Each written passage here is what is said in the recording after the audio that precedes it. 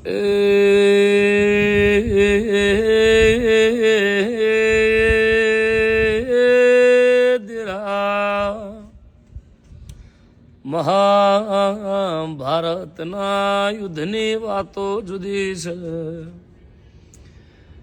બરોબર કૃષ્ણ એ અર્જુનને એવું કીધું, અર્જુન તમે બોણ હાથમાં લ્યો, હોમાં યુદ્ધ કરો ને. એ દારી અર્જુન જેવું બોલ્યા છે. કૃષ્ણ ચમ કરીને બોણ પકડું, આ તો બધા મારા પોતાના છે.